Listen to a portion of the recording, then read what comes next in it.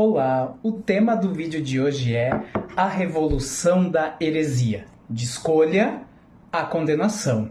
A palavra heresia, essa belezura que vem do grego hairesis, que significava lá naquela língua antiga, escolha. Sim, nós estamos ouvindo bem, escolha. Era como escolher entre uma pizza ou um sushi no jantar, mas com toque de filosofia.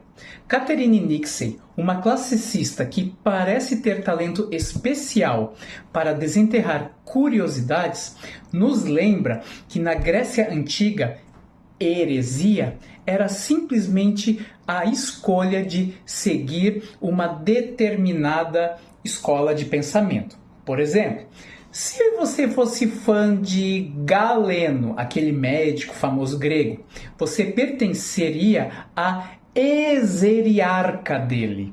Chique, né? Só que o tempo passou e houve um grande desvio.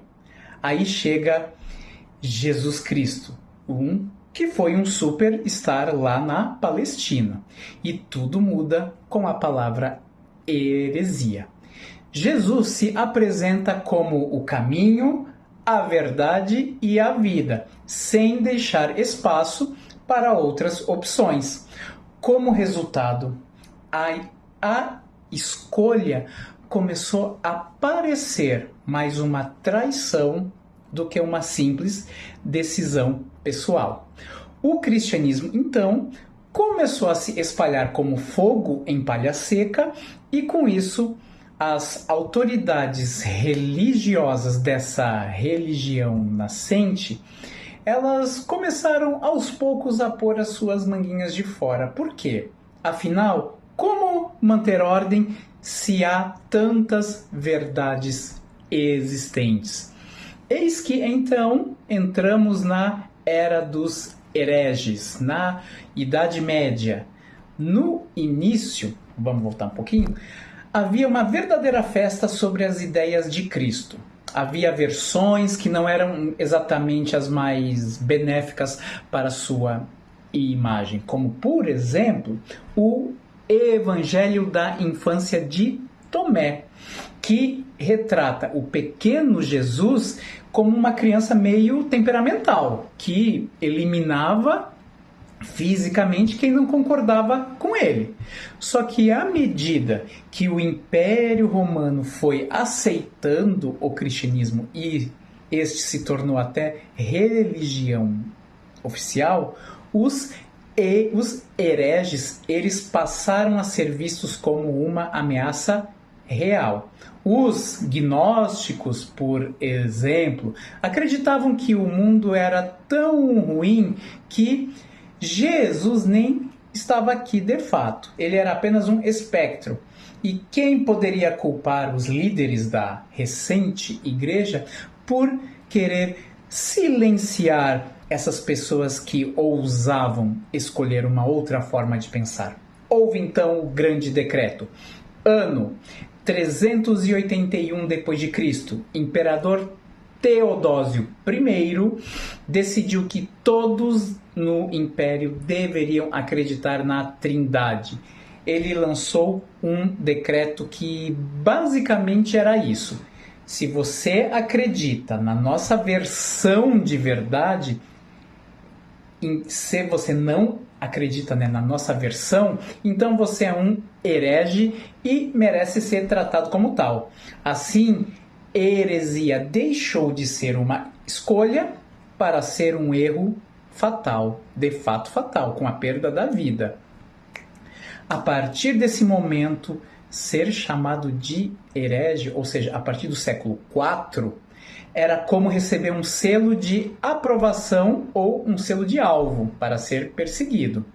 Santo Agostinho, o grande filósofo que tentou unir a filosofia grega ao cristianismo, chegou a comparar os hereges com merda, ou seja, que a igreja os evitava ao máximo.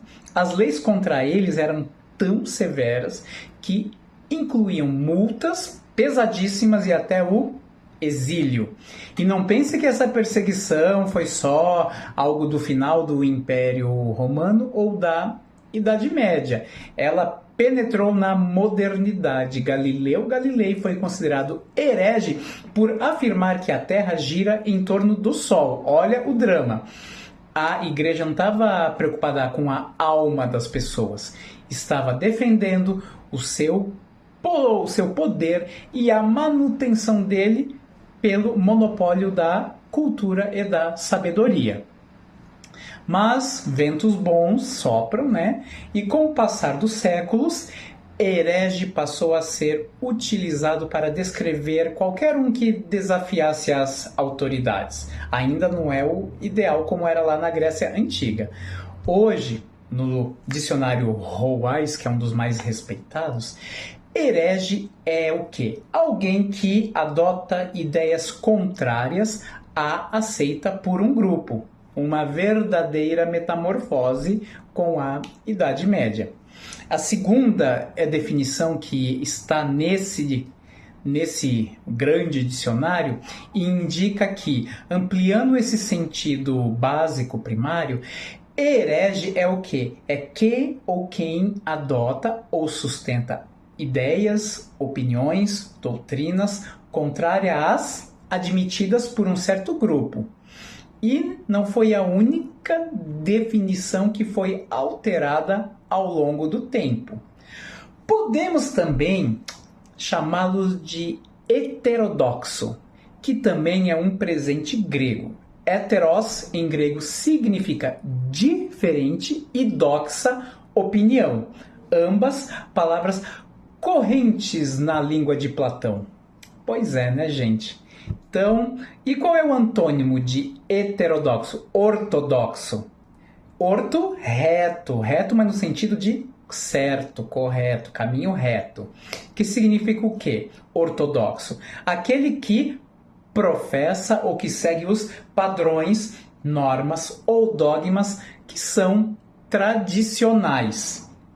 Ou um indivíduo que segue rigorosamente uma doutrina estabelecida.